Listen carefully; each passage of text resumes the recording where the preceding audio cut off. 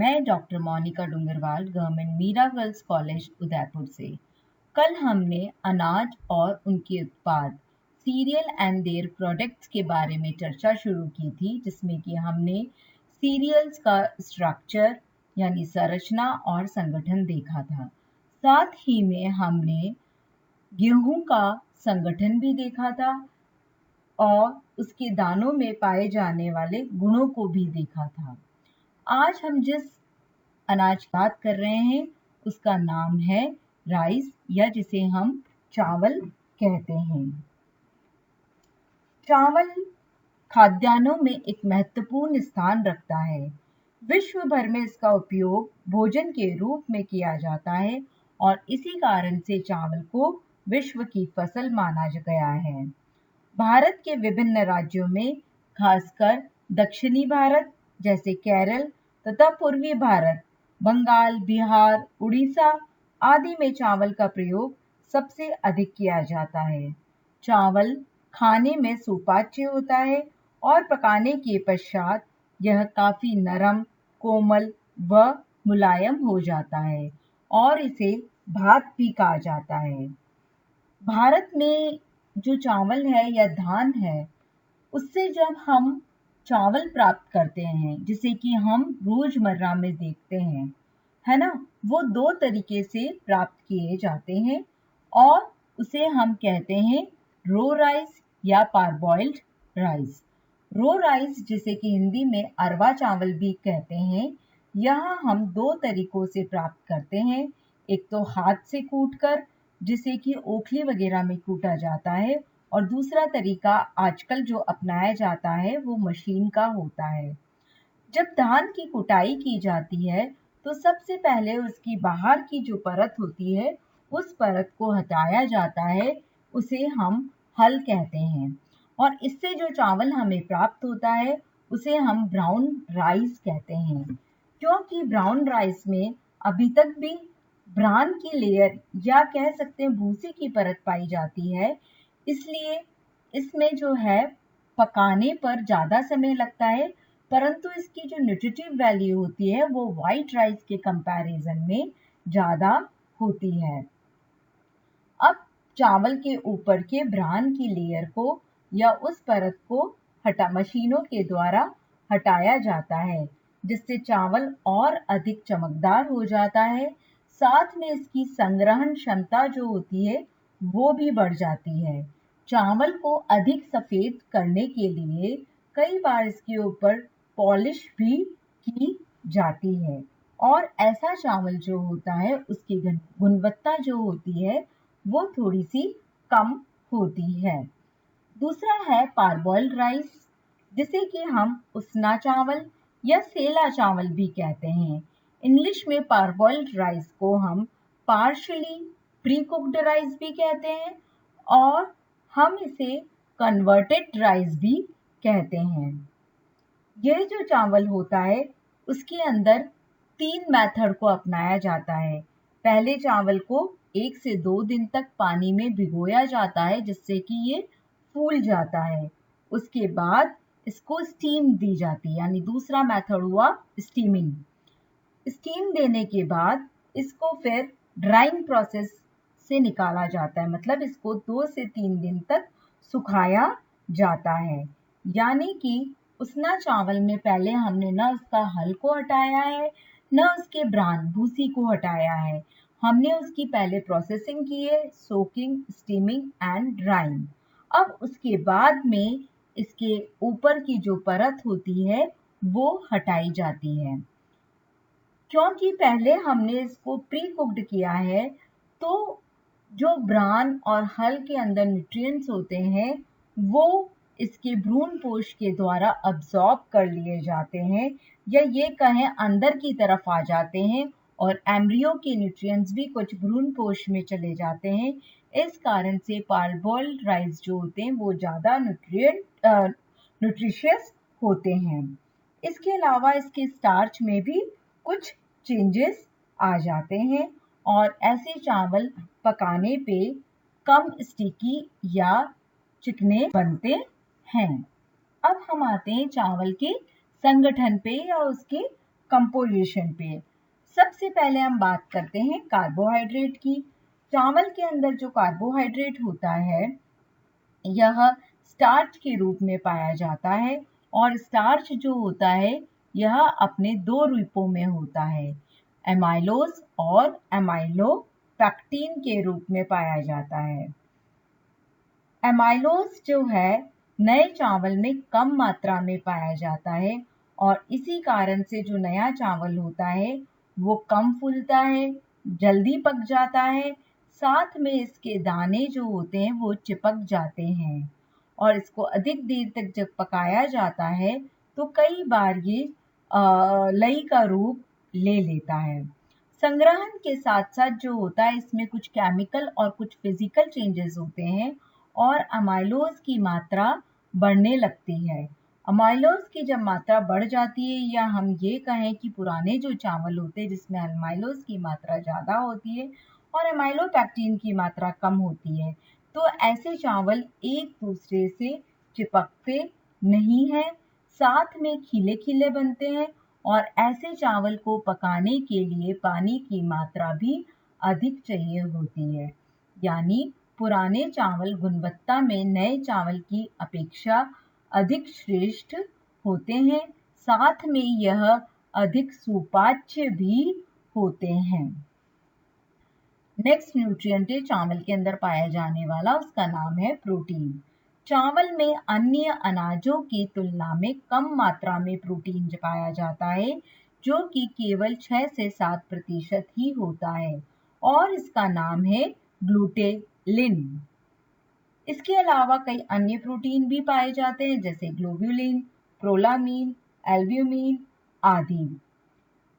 चावल के अंदर पाए जाने वाला प्रोटीन का जो जैविक मूल्य होता है या बायोलॉजिकल वैल्यू होती है वो कम होती है। इसलिए अगर हम चावल को दालों के साथ या दूध के साथ जब मिला के बनाते हैं तो वो अधिक गुणवत्ता वाला प्रोटीन देता है। जैसे खीर इसका अच्छा सा एग्जाम्पल है, इसी तरीके से खिचड़ी, डोसा, इडली इसके एग्जाम्पल्स में आते हैं और हमें पूर्ण प्रोटीन देने का कार्य करते हैं। नेक्स्ट है फैट।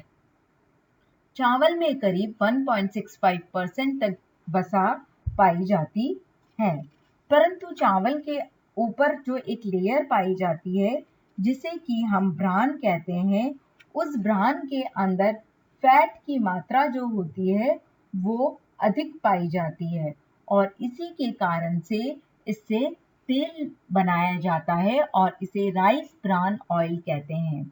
इसके अंदर जो वसीय अम्ल पाए जाते हैं या फैटी एसिड्स पाए जाते हैं वो अनसैचुरेटेड या असंतृप्त वसीय अम्ल होते हैं, जो कि ओलिक अम्ल, लिनोलिक अम्ल होते हैं।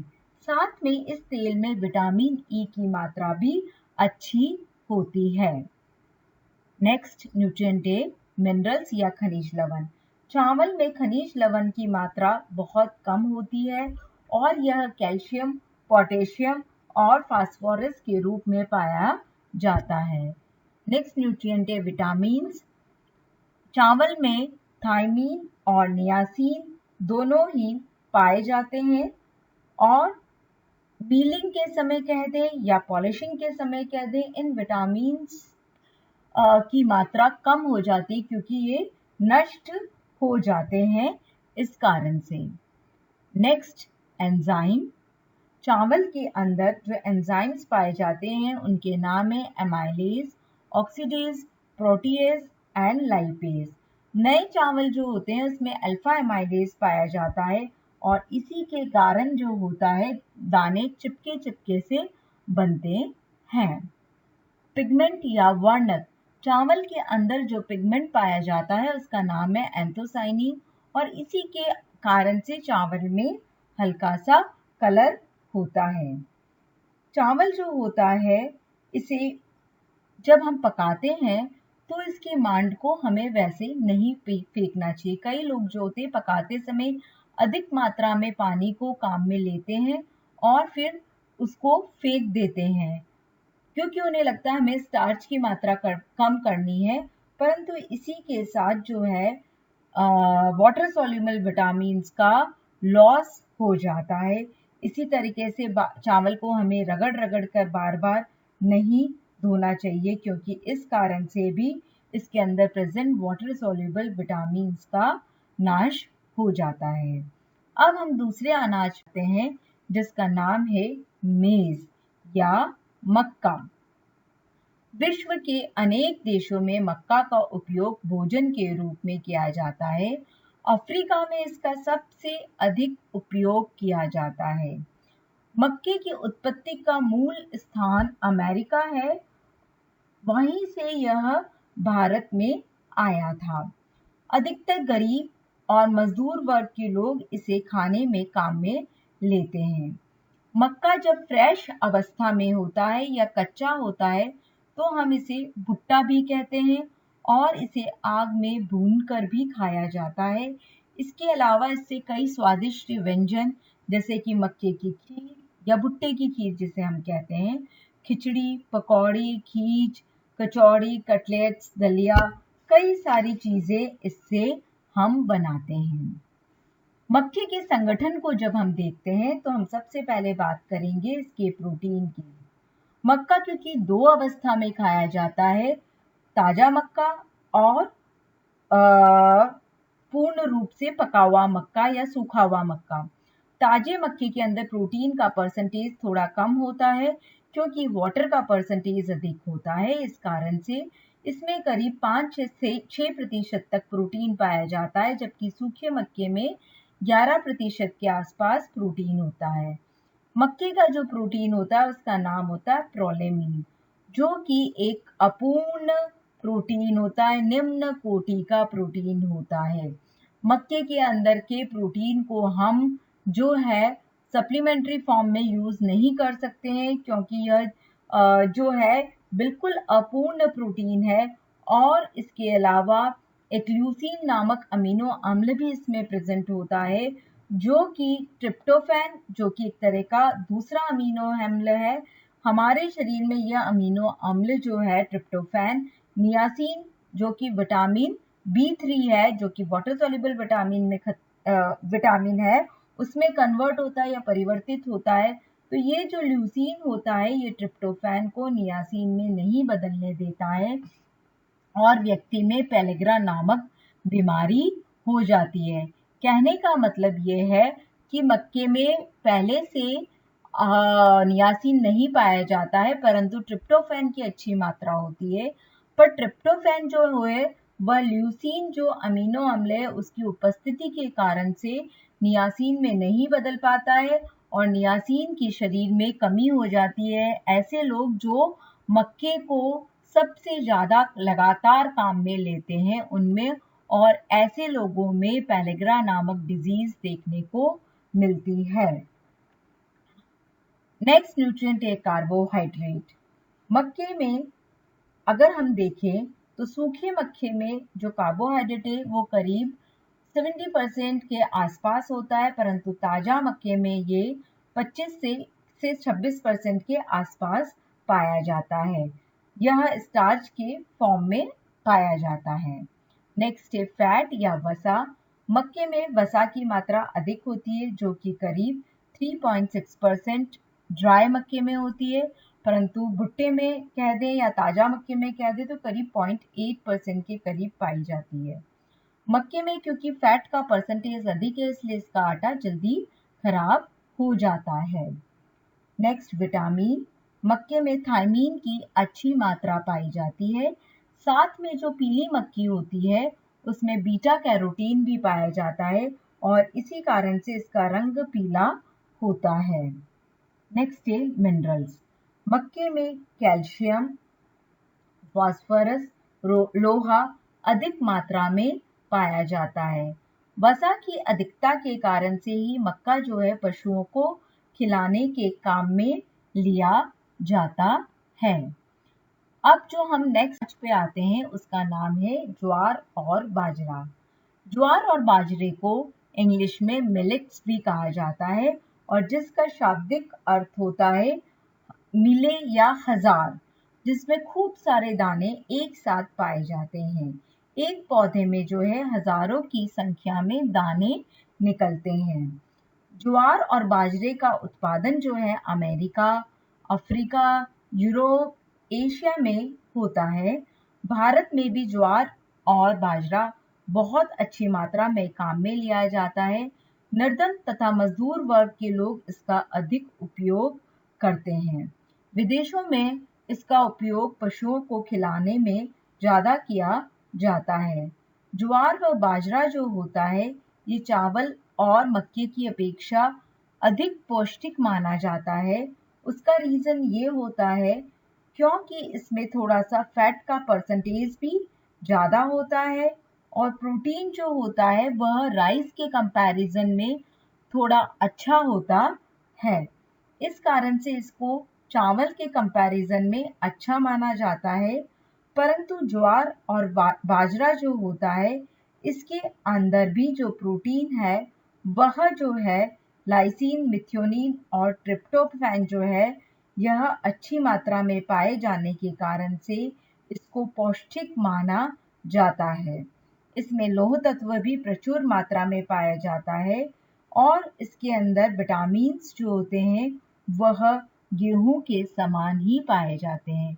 कुल मिला के हम यह कह सकते हैं ज्वार और बाजरा और चावल से ज़्यादा पौष्टिक होता है और यह हमें इसी पौष्टिकता के कारण से ज़्यादा उपयोग में लाया जाता है।